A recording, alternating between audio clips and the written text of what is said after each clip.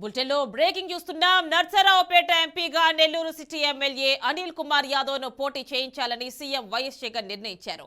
మొదటి నుంచి ఆ సీట్లో బీసీని నిలబెట్టాలని జగన్ భావిస్తున్నారు. ఈ నేపథ్యంలో ఎట్టకేలకు నిర్ణయం తీసుకున్నారు. సిట్టింగ్ ఎంపీ లావు శ్రీకృష్ణదేవరాయలు ఇటీవల రాజీనామా చేయడంతో కొత్త అభ్యర్థికి లైన్ క్లియర్ అయింది.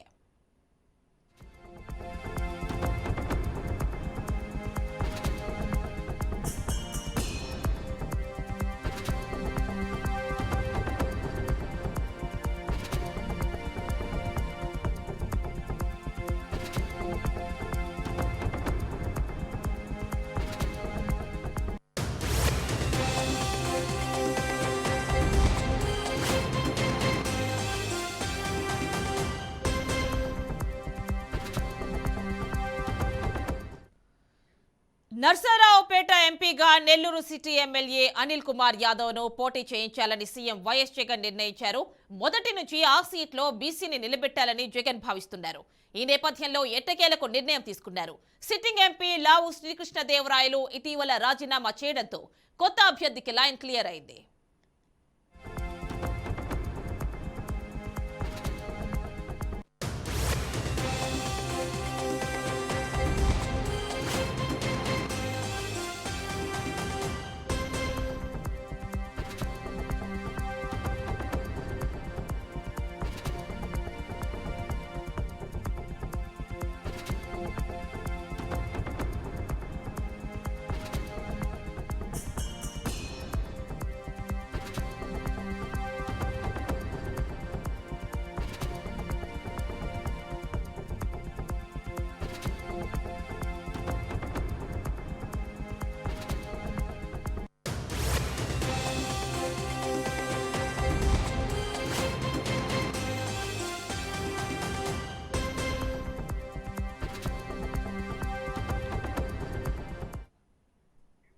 నర్సరావుపేట ఎంపీగా నెల్లూరు సిటీ ఎమ్మెల్యే అనిల్ కుమార్ యాదవ్ ను పోటీ చేయించాలని సీఎం వైఎస్ జగన్ నిర్ణయించారు.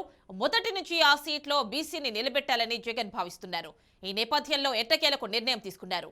సిట్టింగ్ ఎంపీ లావు శ్రీకృష్ణదేవరాయలు ఇటీవల రాజీనామా చేయడంతో కొత్త అభ్యర్థికి లైన్ క్లియర్ అయింది.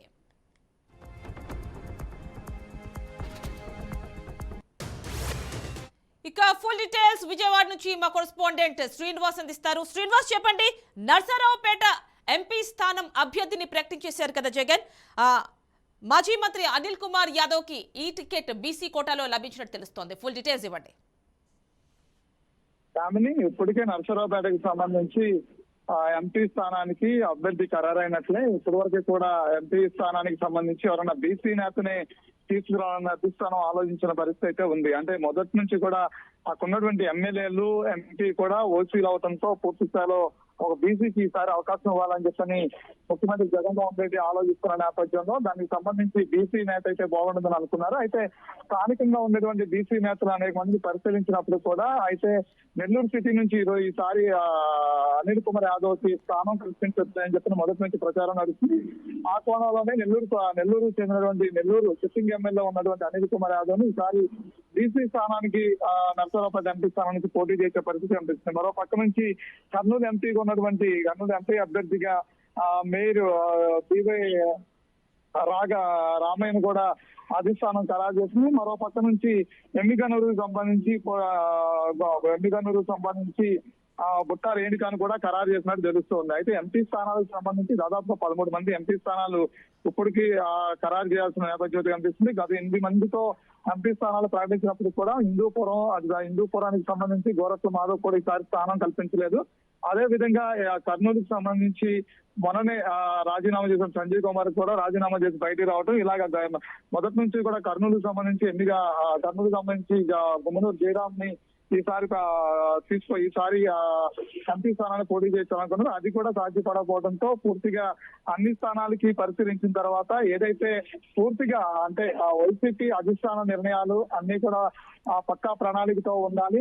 పోతే కనుక ఎంపీ స్థానాలు ఈసారి కంపల్సరీ గెలవాలి. 2024 ఎన్నికల్లో వైసీపీ అధికారంలో రావాలి. అంతేకాకుండా ఎంపీ స్థానాలు కూడా ఈసారి గెలవాలనే ఆలోచనలోనే ఉంది. దానికి సంబంధించే ఉన్నటువంటి ఏదైతే మార్పులు చేర్పులు అంశాన్ని అసెంబ్లీ స్థానాలకే కాకుండా లోక్సభ స్థానాలు కూడా మార్పులు చేర్పులు చేసుకుంటూ వచ్చారు. అందులో భాగంగానే బొత్స ఝాన్సీని కూడా తీసుకొచ్చిన నేపథ్యాన్ని కూడా చూసాం. అయితే అందులో భాగంగానే ఇప్పుడు ఏదైతే లావు కృష్ణదేవరాయలు రాజీనామా చేశాడో, పార్టీ రాజీనామా చేశాడో, రాజీనామా చేయకముందు నుంచి కూడా ఇది బీసీకే కేటాయించాలని చెప్పిన జగన్మోహన్ రెడ్డి అని కూడా ఆ నేపథ్యంలోనే అనిల్ కుమార్ యాదవ్ కి అవకాశం ఇచ్చినట్టు కూడా తెలుస్తుంది. అయితే ఇది అఫీషియల్ గా ప్రకటించాలి అంటే ఇవాళ రేపటితో అఫీషియల్ గా ప్రకటించే పరిస్థితి కూడా కనిపిస్తుంది.